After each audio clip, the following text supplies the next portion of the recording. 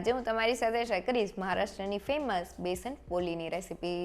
તો બહારથી ક્રિસ્પી, કુરકુરી અને ખાવામાં સોફ્ટ એવી બેસન પોલી સ્વાદમાં બહુ જ ટેસ્ટી લાગે છે, જેને આપણે ચણાનો લોટ, શાકભાજી અને ઘરના સિમ્પલ મસાલા સાથે ફક્ત 10 જ મિનિટમાં તૈયાર કરશું।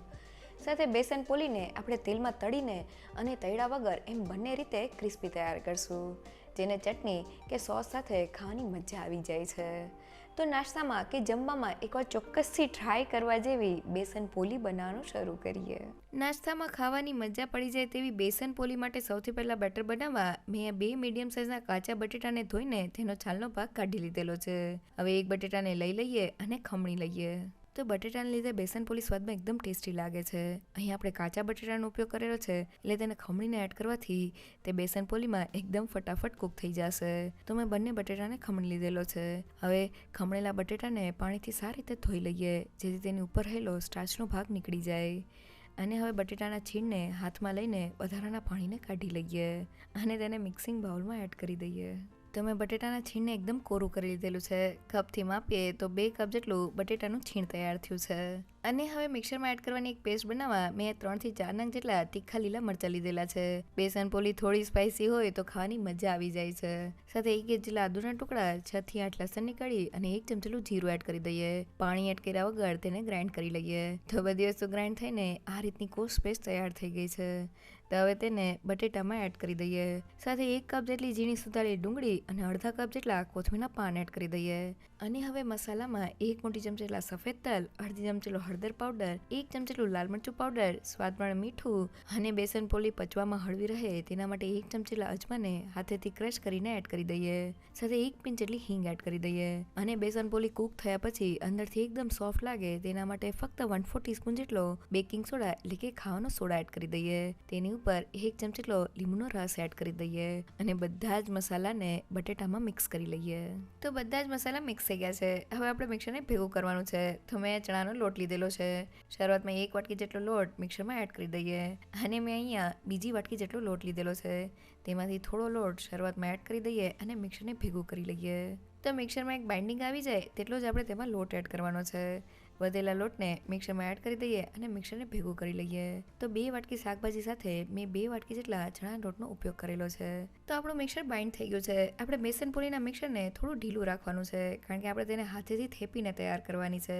આ રીતનું મિક્સર તૈયાર કરવામાં મારે 2 વાટકી જેટલા ચણાના લોટની જરૂર પડેલી છે। બેસન પોલીને આપણે હાથેથી થેપીને તૈયાર કરવાની છે, એટલે આપણે મિક્સરને થોડું ઢીલું રાખવાનું છે। અહીંયા મેં 2 કપ જેટલા શાકભાજી સાથે 2 કપ જેટલો લોટ લીધેલો છે। બંનેનું માપ સરખું રાખેલું છે। અહીંયા શાકભાજીમાં મેં ફક્ત કાચા બટેટા અને ડુંગળીનો ઉપયોગ કરેલો છે। તમે તેની જગ્યાએ ખમણેલી કોબીજ અને ખમણેલું ગાજર પણ એડ કરી શકો છો। સાથે મિક્સરને આપણે જરા પણ રેસ્ટ નથી આપવાનો, નહીં તો આપણું મિક્સર ઢીલું થઈ જશે। તો હવે મિક્સર સાથે ફટાફટ બેસન પોલી બનાવી લઈએ। તો હવે બેટરને રેસ્ટ આપ્યા વગર ફટાફટ બેસન પોલી બનાવવા માટે થોડું મિક્સર હાથમાં લઈને રાઉન્ડ શેપનો લુવો તૈયાર કરી લઈએ અને હવે તેને લઈ લઈએ। બેસન પોલીને ક્રિસ્પી તૈયાર કરવા માટે મેં પેનમાં થોડા તેલને ગરમ કરી લીધેલું છે। હવે લુવાને હાથેથી આ રીતના થેપીને થોડી મોટી સાઇઝમાં કરી લઈએ અને હવે તેને ગરમ તેલમાં એડ કરી દઈએ અને હવે ગેસની ફ્લેમ મીડિયમ કરીને તેને ક્રિસ્પી કરી લઈએ। તો બેસન પોલીને તળતી વખતે આપણે ગેસની ફ્લેમ મીડિયમ રાખવાની છે, જેથી તે એકદમ ક્રિસ્પી અને કુરકુરી તૈયાર થાય। તો લગભગ 5 થી 6 મિનિટ જેવું થઈ ગયું છે। હવે તેને હળવે હાથે પલટાવી દઈએ અને બીજી બાજુથી પણ કૂક કરી લઈએ। તો લગભગ 5 થી 6 મિનિટ જેવું થઈ ગયું છે અને બેસન પોલી બંને બાજુથી એકદમ ક્રિસ્પી અને કુરકુરી થઈ ગઈ છે। તો હવે તેને પ્લેટમાં કાઢી લઈએ। તો જોતા જ ખાવાનું મન થઈ જાય એવી ટેસ્ટી બેસન પોલી તૈયાર થઈ ગઈ છે ને બનાવી એકદમ સહેલી। અને હવે ઓછા તેલમાં બેસન પોલીને તૈયાર કરવા માટે મેં પેનને ગરમ કરી લીધેલું છે। હવે મિક્સરના લુવાને પેન ઉપર રાખી દઈએ અને હાથની આંગળીઓને પાણીવાળી કરીને મિક્સરને થોડું સ્પ્રેડ કરી દઈએ। તો મિક્સરને સ્પ્રેડ કરતી વખતે આપણે ગેસની ફ્લેમ ધીમી રાખવાની છે અને આપણે બેસન પોલીને થોડી પતલી તૈયાર કરવાની છે, જેથી તે એકદમ ક્રિસ્પી અને કુરકુરી લાગે। તો મેં મિક્સરને સ્પ્રેડ કરી દીધેલું છે। હવે થોડું તેલ એડ કરીને બેસન પોલીને મીડિયમ ગેસની ફ્લેમ પર ક્રિસ્પી કરી લઈએ।